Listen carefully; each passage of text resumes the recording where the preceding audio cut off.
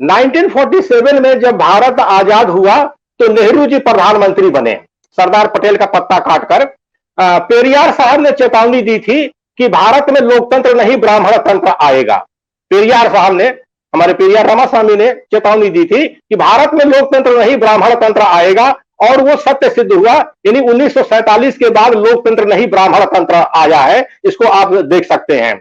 कांग्रेस ने भारत के लोकतंत्र को ब्राह्मण तंत्र में परिवर्तित कर दिया। कांग्रेस पार्टी, ये जो आज कांग्रेस पार्टी है, इसने जो है लोकतंत्र को ब्राह्मण तंत्र में परिवर्तित कर दिया। तो कांग्रेस की राजनीतिक विचारधारा को समझा जा सकता है। कांग्रेस को नरम दल कहा जाता है। कांग्रेस को लोग नरम दल कहते हैं कि हरी घास का हरा सांप है, और संघ भाजपा को गरम दल कहते हैं, यानी हरी घास का काला सांप है। कांग्रेस चुपके चुपके लोकतंत्र की और संविधान की हत्या करती है। जो कांग्रेस पार्टी है, ये चुपके चुपके लोकतंत्र की और संविधान की हत्या करती है, और संघ भाजपा डंके की चोट पर संविधान की हत्या करती है। तो ये दोनों पार्टियों में बस इतना ही फर्क है, कांग्रेस और बीजेपी में, बस भाजपा में बस इतना ही फर्क है। खुद बाबा साहब अंबेडकर कांग्रेस के बारे में क्या कहते हैं, पहले समझना चाहिए।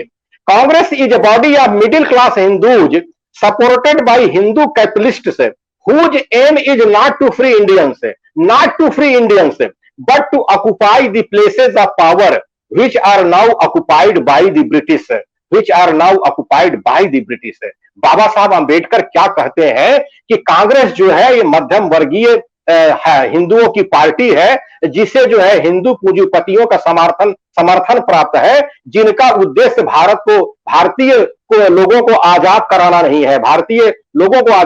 नहीं है, बल्कि सत्ता के उन केंद्रों पर जो है कब्जा करना है, प्रतिष्ठानों पर कब्जा करना है, जिस पर अभी ब्रिटिश बैठे हैं, ब्रिटिश माने गोरे अंग्रेज बैठे हैं। तो मैं यहीं से बाबा साहब के कोटेशन से ही बात बता रहा हूं कि गोरे अंग्रेज थे जो सत्ता में थे, चले गए, तो ये जो है काले अंग्रेज सत्ता में आ गए हैं। इसी कोटेशन से मैंने इसको पकड़ा है कि कैसे काले अंग्रेज सत्ता में आए हैं। बाबा साहब और पेरियार की इस चेतावनी को समझने के लिए हमें 1857 की गदर को भी समझ लेना चाहिए। जो 1857 की गदर हुई थी उसको भी समझ लेना चाहिए। 1857 की गदर सही मायने में काले और गोरे अंग्रेजों की आपसी लड़ाई थी। 1857 से पहले गोरे अंग्रेज भारत में पहले से आए आक्रमणकारी जो काले अंग्रेज और शैतान थे, उन्हीं को अपना आधार बनाकर भारत के मूल निवासियों पर शासन कर रहे थे। तिलका मांझी, बिरसा मुंडा, टंट्या भील जो लड़ाई लड़ रहे थे, वो सही मायने में भारत के मूल निवासियों की लड़ाई लड़ रहे थे। ये भारत के मूल निवासियों की लड़ाई लड़ रहे थे, बिरसा मुंडा और तिलका मांझी और टंट्या भील। वे लोग गोरे अंग्रेज और काले अंग्रेज दोनों के खिलाफ लड़ रहे थे। हमारे जो मूल निवासी थे, आदिवासी जो हमारे शहीद थे, ये जो है काले अंग्रेज गोरे अंग्रेज दोनों के खिलाफ लड़ रहे थे। केवल गोरे अंग्रेजों के खिलाफ नहीं लड़ रहे थे। बिरसा मुंडा, तिलका मांझी, टंट्या भील ये केवल गोरे अंग्रेजों के खिलाफ नहीं लड़ रहे थे, ये काले अंग्रेजों के खिलाफ भी लड़ रहे थे। डलहौजी साहब थे, काले अंग्रेजों की राजनीतिक अधिकारों में कटौती करने लगे। एक डलहौजी साहब आए थे, वाइसराय बन के, क्या बन के आए थे यहाँ पर, जो भी बन के, गवर्नर जनरल बन के आए थे। तो वो जो है काले अंग्रेजों की जो राजनीतिक अधिकार थे उसमें कटौती करने लगे। इसीलिए काले अंग्रेजों ने गोरे अंग्रेजों के खिलाफ विद्रोह किया। कालांतर में गोरे अंग्रेजों ने काले अंग्रेजों को विश्वविद्यालय प्रस्थापित करके पढ़ाना लिखाना शुरू कर दिया। 1857 के बाद गोरे अंग्रेजों ने काले अंग्रेजों के लिए विश्वविद्यालय खोले, उसमें पढ़ाना लिखाना शुरू कर दिया।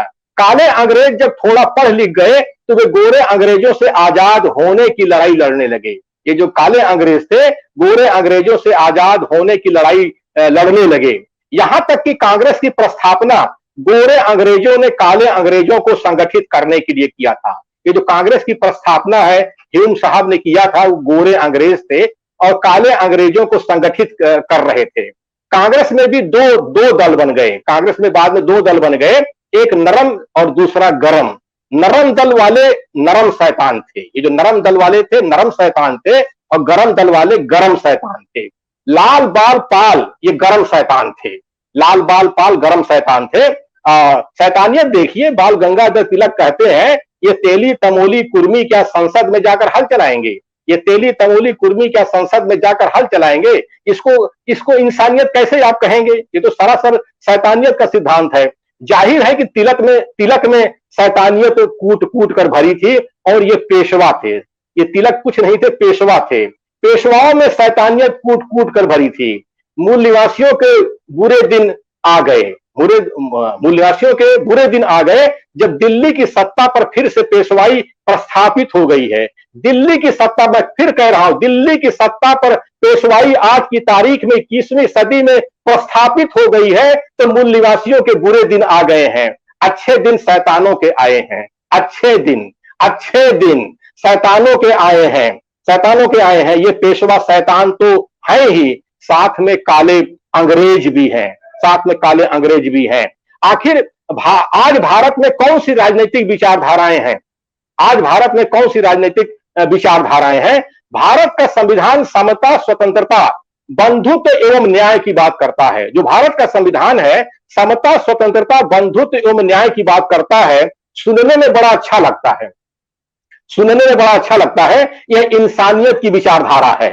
ये इंसानियत की विचारधारा है। लेकिन इस संविधान का विरोध कौन करता है? इस संविधान का विरोध कौन करता है? इस संविधान को कौन जला रहा है?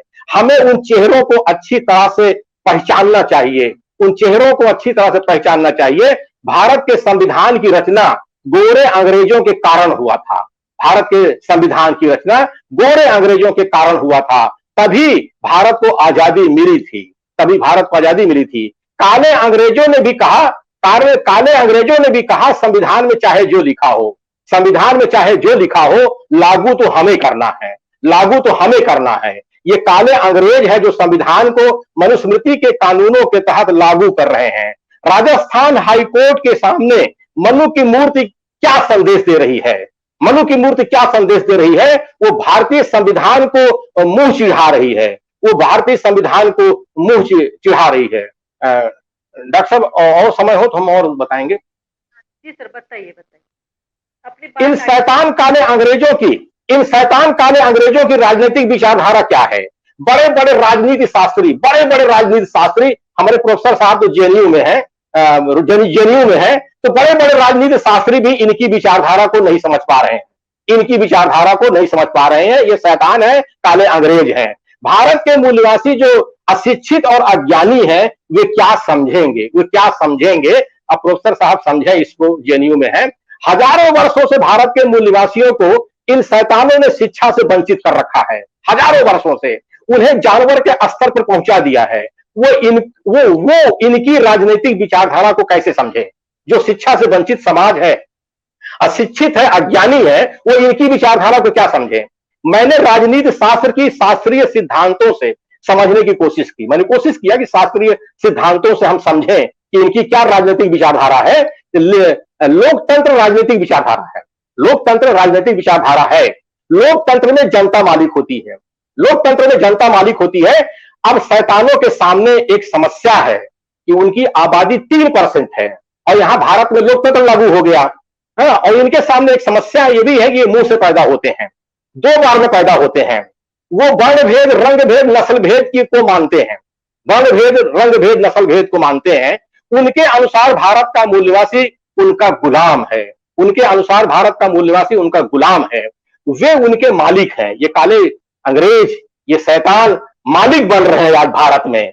संविधान भले ही भारत के मूल निवासियों को लोकतंत्र का मालिक समझता है। संविधान भले ही भारत के मूल निवासियों को लोकतंत्र का मालिक समझता है, शैतान तो उन्हें गुलाम ही समझता है। ये शैतान उन्हें गुलाम ही समझता है। संविधान इंसानों के लिए लिखा गया है। भारत का संविधान इंसानों के लिए लिखा गया है, शैतानों के लिए नहीं लिखा गया है। शैतानों के लिए नहीं लिखा गया है। शैतानों ने इसकी काट निकाली। शैतानों ने इसकी काट निकाली। काट क्या है? लोकतंत्र की काट निकाली। ये शैतानों ने क्या किया? लोकतंत्र की काट निकाली है। आम जनता में देव धर्म का प्रचार बहुत तेजी से कर रहे हैं। ये क्या कर रहे हैं? आम जनता में देव धर्म का प्रचार बहुत तेजी से कर रहे हैं। आम जनता को कह रहे हैं कि ऊपर देखो देव बैठा है, ऊपर देखो देव बैठा है। आम जनता को ये कह रहे हैं। मूल निवासी आम जनता जब ऊपर देखने लगती है, भारत की मूल निवासी आम जनता जब ऊपर देखने लगती है, तो लोकतंत्र खत्म हो जाता है। लोकतंत्र खत्म हो जाता है। देवतंत्र प्रस्थापित हो जाता है। जब भारत की जनता अपना अधिकार छोड़ देती है, ऊपर देखती है, देव को देखती है, तो देवतंत्र प्रस्थापित हो जाता है। देवतंत्र मतलब थियोक्रेसी, देवतंत्र का मतलब है थियोक्रेसी। इस तरह से भारत से डेमोक्रेसी खत्म हो जाती है, खत्म हो जाती है, थियोक्रेसी प्रस्थापित हो जाती है। थियोक्रेसी मतलब धर्मतंत्र प्रस्थापित हो जाता है। फिर शैतान आम जनता से कहते हैं कि अब तुम इस लोक के मालिक नहीं हो, अब तुम इस लोक के मालिक नहीं हो, मतलब तुम लोकतंत्र के मालिक नहीं हो, देव अब इसका मालिक है, देव अब इसका मालिक है। देव मंत्रों के अधीन है, और देव क्या है? मंत्रों के अधीन है। मंत्र जो है शैतानों के अधीन है, तो मंत्रों के रचनाकार शैतान है। इस तरह देवतंत्र शैतान तंत्र में बदल जाता है, जो हम भारत के अंदर देख रहे हैं। भारत का प्रथम नागरिक, भारत का प्रथम नागरिक मंदिरों में धक्के ऐसे नहीं खा रहा है, देवतंत्र है ना। यहां पर भारत में लोकतंत्र तो खत्म है, तो कहने को वो भारत का प्रथम नागरिक है, मंदिरों में धक्के खा रहा है। फिर ये शैतान कहते हैं कि वे लोग सुपरमैन हैं। ये शैतान क्या कहता है? सुपरमैन। बाबा साहब ने भी लिखा है, ये बाबा साहब के ही टर्म है, मैं कहीं अलग से नहीं ला रहा हूं। Superman, super natural, super race, super almighty, chosen people, पूर्ण योनि। और कहता है भूसुर महिसुर भूदेव, भूसुर महिसुर भूदेव अपने को कहता है, और कहता है कि हम बड़े कुलीन लोग हैं। कुलीन मतलब एरिस्टोक्रेट लोग हैं, बड़े कुलीन लोग हैं। शासन का अधिकार केवल उन्हें है, यानी इन शैतानों को है, काले अंग्रेजों को है। ये कहता है शासन का अधिकार, कुलीन तंत्र में शासन का अधिकार केवल उनको है। तभी तो ये कहता है तिलक, ये तेली तमोली कुर्मी क्या संसद में जाकर हल चलाएंगे? ये तभी तो कहता है ना। इस तरह से लोकतंत्र कुलीन तंत्र में बदल जाता है। भारत का जो लोकतंत्र है कुलीन तंत्र में बदल जाता है। कुलीन तंत्र का मतलब है एरिस्टोक्रेसी, एरिस्टोक्रेसी। भारत में डेमोक्रेसी कैसे थियोक्रेसी और एरिस्टोक्रेसी, भारत में डेमोक्रेसी कैसे थियोक्रेसी और एरिस्टोक्रेसी में बदल रही है। ये भूसुर महिसुर भूदेव सत्ता पर काबिज रहने के लिए ईवीएम लेकर आए हैं, कोलिजियम लेकर आए हैं, लेटरल एंट्री लेके आए हैं, एलपीजी लेकर आए हैं, एलपीजी लेकर के आए हैं, निजीकरण से हवाला घोटाला दिवाला लेकर आए हैं, उसी से नोटबंदी और जीएसटी निकला है। नए नए कानून लेकर आए हैं, सीएए, एनआरसी, एनपीआर, कृषि कानून, श्रम कानून, नई शिक्षा नीति लेकर आए हैं। तमिलनाडु पेरियार की कर्म भूमि है, तमिलनाडु पेरियार की कर्म भूमि है, उस पर करोला देवी का मंदिर लेकर आए हैं। तमिलनाडु में करोला का मंदिर लेकर आए हैं ये देव देवी वाले। राजनीति शास्त्री ऐसे लोगों को फासिस्ट कहते हैं। राजनीति जो शास्त्री हैं, पॉलिटिकल थ्योरिस्ट जो है, इनको फासिस्ट कहते हैं। फासिस्ट, फांसी, फांसीवाद। अब यानी ये शैतान काले अंग्रेज फासिज्म लेकर आए हैं। आज भारत में ये शैतान, ये काले अंग्रेज फासिज्म लेकर के आए। फासिज्म एक संविधान को नष्ट करने के लिए, भारत का एक संविधान है, उसको नष्ट करने के लिए इतने सारे हथियार, इतने सारे हथियार, इतनी सारी राजनीतिक विचारधाराएं, इतनी सारी राजनीतिक विचारधाराएं, ऐसे शैतानों की राजनीतिक विचारधारा से लड़ने के लिए मूल निवासियों के पास क्या है? मूल निवासियों के पास क्या है? कहने को तो मूल निवासियों के पास इंसानियत की विचारधारा है, समता, स्वतंत्रता, बंधुत्व एवं न्याय की विचारधारा है, लेकिन व्यवहार में क्या है? लेकिन व्यवहार में क्या है? कहने को तो मूल निवासियों के पास इंसानियत की विचारधारा है, समता, स्वतंत्रता, बंधुत्व एवं न्याय की विचारधारा है, लेकिन व्यवहार में क्या है? व्यवहार में सुप्रीमो की विचारधारा है। हमारे भारत के मूल निवासियों में आज की तारीख में 21वीं सदी में सुप्रीमो की विचारधारा है। सुप्रीमो मतलब तानाशाह, तानाशाह मतलब भारतीय संविधान का दुश्मन। ये जो सुप्रीमो है भारतीय संविधान का दुश्मन है और ये डेमोक्रेसी का दुश्मन है। दिन पर दिन भारत में हालात बेकाबू होते जा रहे हैं, दिन पर दिन भारत में हालात बेकाबू होते जा रहे हैं। भारतीय लोकतंत्र का दुश्मन सुप्रीमो भी है, सुप्रीमो भी है और शैतान भी है। शैतान अर्थात काला अंग्रेज। ये शैतान जो है काला अंग्रेज है, गोरे अंग्रेज चले गए, काला अंग्रेज है और सुप्रीमो है। अब इन दुश्मनों से भारत की डेमोक्रेसी को कैसे बचाया जाए? अब समस्या हमारे सामने है कि अब इन दुश्मनों से भारत की डेमोक्रेसी को कैसे बचाया जाए। एक तरफ सुप्रीमो है, दूसरी तरफ शैतान है, दोनों जो है डेमोक्रेसी के दुश्मन है, संविधान के दुश्मन है। तो भारत के मूल निवासियों को क्या करना चाहिए? भारत के मूलवासियों को दोनों को नेस्तनाबूद करना चाहिए। मेरी तरफ से ये संदेश है, शैतान और सुप्रीमो दोनों को जितना पीट सको पीटो, इनकी जितना पिटाई कर सको। खैर ये हिंसा हो जाएगी, तो मैं चाहूंगा कि संविधान के तहत जो है इनको सत्ता से बाहर करो, संगठन बनाओ, इनको सत्ता से बाहर करो, यही मेरा संदेश है।